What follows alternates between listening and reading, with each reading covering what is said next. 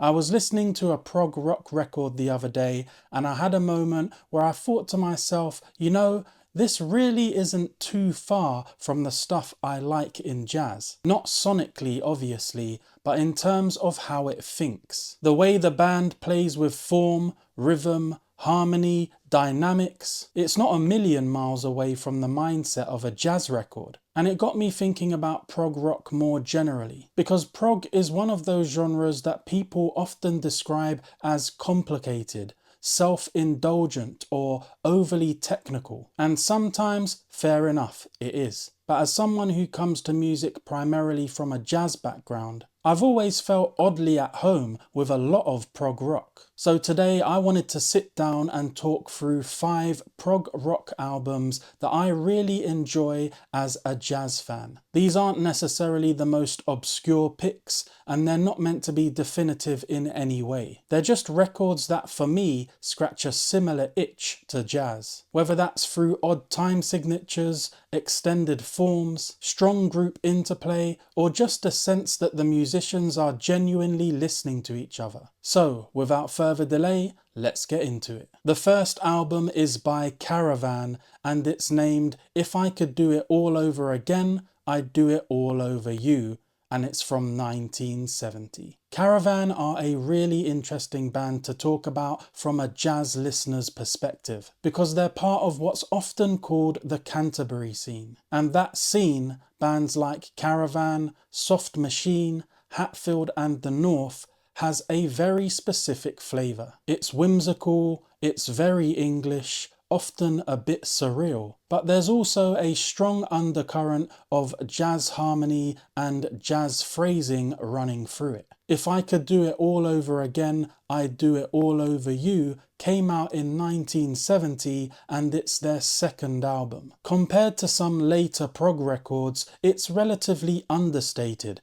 but that's part of its charm. There's a looseness to it, almost like a group of musicians who are less concerned about proving how clever they are and more concerned with creating a particular atmosphere. From a jazz point of view, what really stands out is the harmonic language. You get extended chords, unexpected modulations, and melodic lines that don't always resolve where you think they're going to. Dave Sinclair's organ playing is a huge part of that. He has this way of voicing chords that feels very jazz-informed, even when the music itself is rooted in rock. The rhythm section is also worth mentioning. Richard Sinclair's bass playing is melodic and supportive in a very jazz-like way, and there's a relaxed sense of time throughout the album. It doesn't feel rigid or over-rehearsed. It breathes. My favourite track here is Can't Be Long Now. It's a longer piece and it really shows the band's ability to balance structure with freedom. There are sections where the band locks into a groove and others where things open up harmonically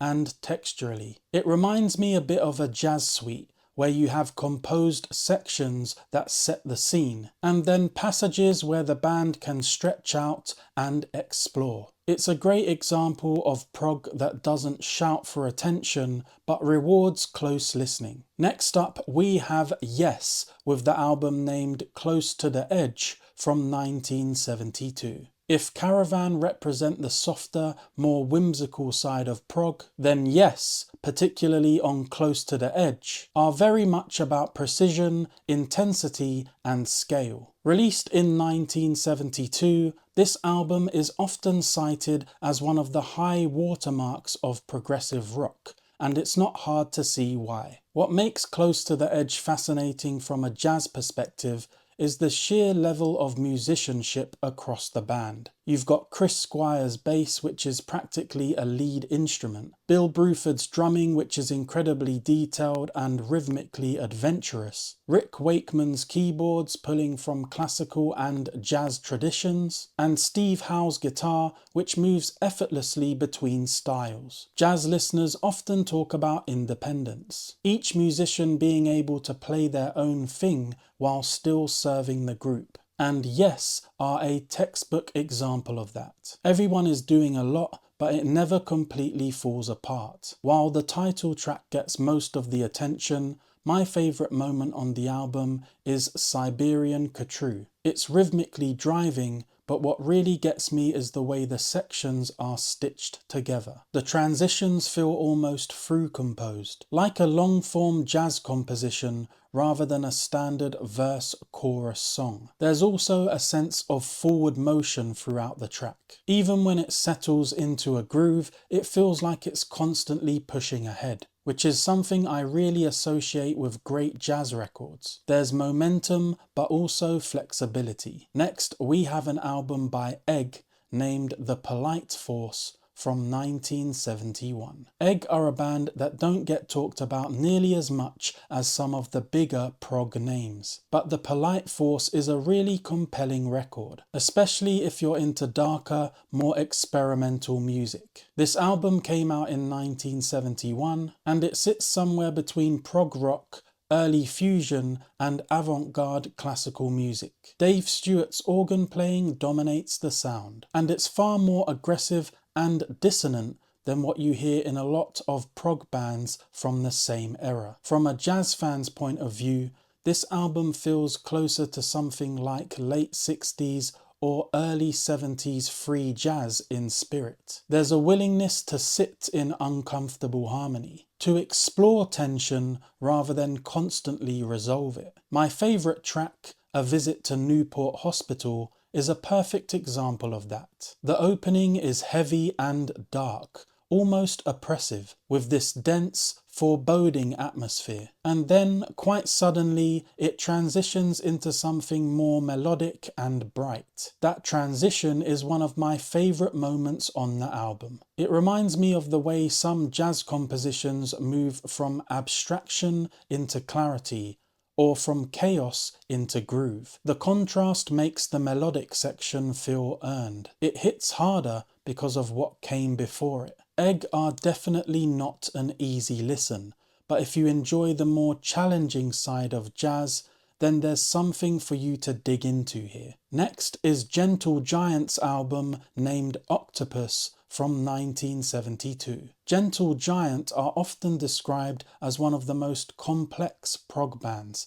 and that reputation is well deserved. But complexity doesn't automatically mean cold or academic, and Octopus is a great example of how intricate music can still feel playful and human. Released in 1972, Octopus is relatively concise by prog standards, but it packs an enormous amount of musical information into its runtime. The band draws heavily from classical counterpoint, medieval music, folk, and jazz, often within the same track. What really appeals to me as a jazz listener is the way the band thinks in layers, multiple independent lines weaving around each other, shifting time signatures, sudden changes in texture. It's not unlike listening to a small jazz ensemble where everyone has a strong individual voice. The advent of Panurge is my standout track here. It's energetic, rhythmically playful, and full of unexpected twists. The way the band handles rhythmic displacement, accenting unusual parts of the bar, flipping grooves on their head, feels very jazz-informed. There's also a sense of humour to Gentle Giant that I really appreciate. Even when the music is incredibly demanding, it never feels self-serious. That balance between intellect and joy is something I associate with my favourite jazz records as well. Next up, we have King Crimson with the album named In the Court of the Crimson King from 1969. It's hard to overstate how influential In the Court of the Crimson King is. Released in 1969, it essentially laid down the blueprint for progressive rock as a genre. And from the opening moments of 21st Century Schizoid Man, it's clear that this is something different. What makes King Crimson particularly interesting from a jazz perspective is their relationship with improvisation and collective interplay. Even on this early album, you can hear the band pushing against the limits of rock form. 21st Century Schizoid Man is chaotic, aggressive, and angular. The riffs are heavy, the rhythms are fractured, and the saxophone adds this raw, almost free jazz edge to the sound. There's a sense of controlled chaos that feels very much in line with the avant-garde side of jazz. The musicianship is intense, but it's also purposeful. The band isn't just showing off, they're creating tension, releasing it, and then building it again. That dynamic approach to composition is one of the reasons why this track still sounds so powerful today. For jazz fans who enjoy records that challenge the listener and refuse to sit comfortably in the background, this album is essential listening. So those are 5 prog rock albums that I really love as a jazz fan. There are loads more we could talk about, but all these records share something that I value deeply in jazz: curiosity. They're made by musicians who are willing to take risks, to stretch forms, and to trust the listener. If you're primarily a jazz listener and you've never dipped your toes into prog, these albums may be a good place to start. And if you're a prog fan who's curious about jazz, you might notice more common ground than you expect. If you want to continue hanging out with me here on the channel, I'll pop a video in the corner for you to click on now. Other than that, I'd like to say thanks for watching, and I'll see you in the next one.